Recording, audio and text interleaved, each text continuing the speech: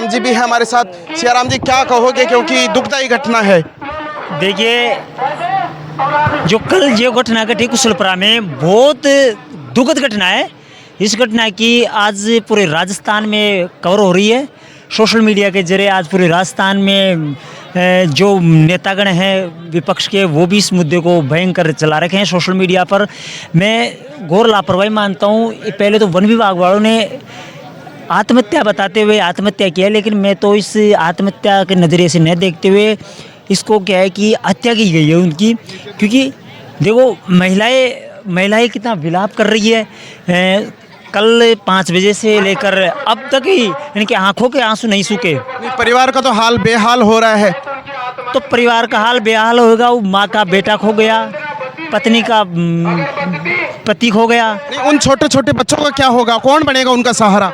यही तो सरकार को हम पूछना चाहते हैं कि उनका सहारा कौन बनेगा। यदि हमारी सरकार इन मांगों पर सहमति नहीं जताती है तो हम बड़ा आंदोलन करेंगे। विधायक साहब आ चुके हैं, वो सहमत होते हैं तो हम धरना समाप्त कर देंगे, नहीं धरना लंबा चलेगा। आपके बीच में कौन कौन पहुंचा? देखिए, पूर्व विधायक गोपाल जी मीणा साहब, कल शाम को हम रात को यहीं थे, रात को ही आ गए थे।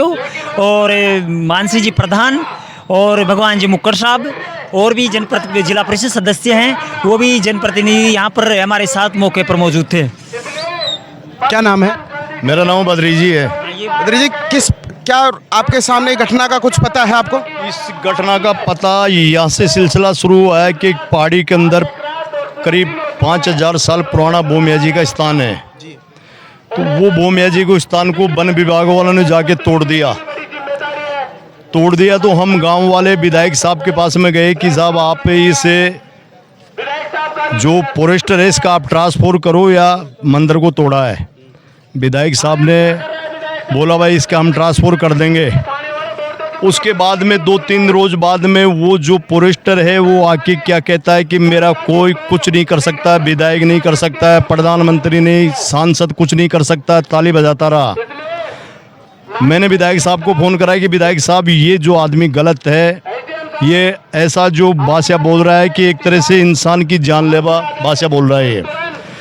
अब जैसे ये बच्चा, ये रोड है, इस रोड के पास में नर्सरी है, तो बकरी नर्सरी के अंदर घुस गई। उसी के अंदर घुसते ही अब कल की देखने वाली बात यह है कि जैसे गांधी जयंती है, विजयदशमी थी, कर्मचारियों की छुट्टी होती है, लेकिन फिर भी ये फरवाल किस आधार से जाके उसको जाके मारे हैं, नग्गा करके मार के उसको यहाँ लेके आए हैं, उससे मुआवजा लिए हैं बकरियों का, और फिर यहाँ से मार के और उसको तड़ाई में डाल के ये पुलिस वाले और वन विभाग वाले लेके आए हैं। अब तक हम रात के 8 बजे के यहाँ पड़े, कोई सुनने वाला नहीं है। क्यों, फिर क्या जनता बोर्ड इसी कारण देती है? आपके बीच में कोई नहीं पूछता? हम ये जानना चाह रहे हैं कि ये जो नेता हैं वोटों के टाइम तो ऐसे बन जाते हैं जैसे कोई अपने सगे भाई हैं, और अब इतने बेकार लग रहे हैं जैसे हम दुश्मन हैं। कल के भूखे तसाए पानी भी हमारे मुंह के नहीं लगा है और बलक रहे हैं, लेकिन हमारा कोई धनी दोरी नहीं है। नहीं, अब परिवार का क्या होगा?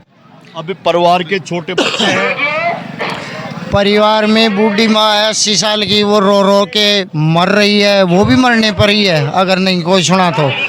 और बेचारा गरीब आदमी था, पूरे गांव के पड़े हैं, पूरी औरतें पड़ी हैं गांव की, कोई सुनने वाला ही नहीं है। क्या मांगे हैं? अब हमारी मांगे ये है कि जैसे मान लो वो बच्चा एक 3 साल का है, 1.5 साल का है, घर के अंदर रहने जो और कोई है नहीं, बच्चा उच्चा बड़ा, तो हमारी मांगे हैं कि जैसे उसकी घरवाली है उसको तो सरकारी नौकरी मिले, 1 करोड़ रुपए का मुआवजा मिले, और ये जो भी अपराधी हैं इन हत्या की है इनको सस्पेंड किया जाए। पुलिस में रिपोर्ट लिखाने गए, पुलिस वालों ने रिपोर्ट दर्ज नहीं करी, फिर भी वो फ़ोन कराया कि मेरे जानलेवा हमला हो रहा है, कोई उसका बीच बचाव नहीं किया पुलिस वालों ने। तो ऐसे आदमी को सस्पेंड किया जाए और उसको बच्चों के लिए सरकारी नौकरी मिले, उसकी घरवाली को, और उसको 1 करोड़ रुपए का मुआवजा मिला। हमारी ये मांग। आपके जनप्रतिनिधि ने क्या आश्वासन दिया आप मौके पर पहुंचे तो? अब हम तो आए हैं, जब सुबह से आए हुए हैं, आया नहीं अभी तक। तो पूर्व विधायक गोपाल मीणा ही है अभी तक, तो यहाँ पर कोई आश्वासन नहीं दिया। अभी विधायक साहब तो पहुंच गए थाने में। थाने में तो अब हम थाने में थोड़ी देर जा कर के बात करें, वो तो यहाँ आते, जब हम बात करते, कमेटी करती, क्या फैसला करना है क्या नहीं है। लाश पड़ी है, बूढ़े माँ बाप पड़े हैं, पूरा गांव रो रहा है, सब परेशान हो रहे हैं, कोई सुनने वाला ही नहीं है। मुकेश जी, बड़ा धरना प्रदर्शन चल रहा है, मौत का हंगामा, जो ग्रामीणों में आक्रोश है, क्या कहोगे आप? ये जो इनकी सत्ता में रहने वाले लोग हैं, इन बातों पे ध्यान क्यों नहीं दिया जाता?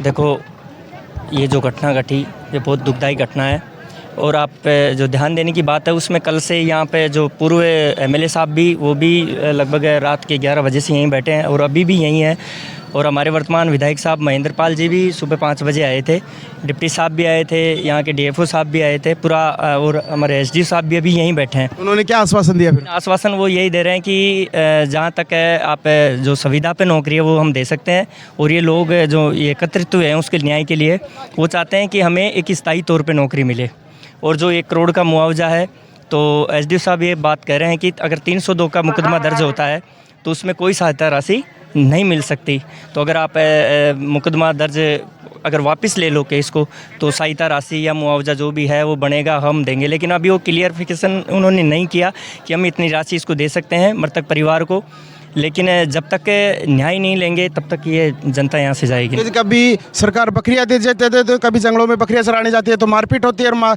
मारपीट होने से मौत के घाट उतार दिया जाता है। देखो, ये सरकार की मानसिकता है, ये उनके कि एक या तो उनकी सोच में ये हो गया कि इस जहाँ पहले भी वहाँ आदिवासी परिवार के जो बच्चे मारे गए थे उन पे एक नरेश मीणा जो जिसने 15 दिन तक भूख हड़ताल करी, लेकिन सरकार का कोई आला अधिकारी या कोई मंत्री या कोई विधायक वहाँ तक नहीं जाया, उसको नहीं पूछा, क्योंकि उन्होंने या तो टारगेट कर लिया है कि आदिवासी परिवार को चुन चुन को मारो। यहाँ भी कल उन्होंने यहाँ का जो आला प्रशासनिक, यहाँ का जो वन विभाग है, एक गरीब परिवार के बच्चे को उन्होंने पीट कर मार डाला। तो ये मुझे ऐसे नहीं लग रहा कि ये जो तानाशाह चल रही है ये इसको ख़त्म किया जाना चाहिए। जब विक्रम मीणा ने 100 नंबर पर 181 पे कॉल किया तो क्या जवाब मिला फिर उसको? पुलिस के अधिकारी को जब वहाँ से जब कंट्रोल रूम में इन्होंने शिकायत करी, बोले मेरे साथ ये हादसा हुआ, वन विभाग के कर्मचारियों ने मेरे साथ मारपीट की, लेकिन वहाँ पे कोई सुनवाई नहीं हुई।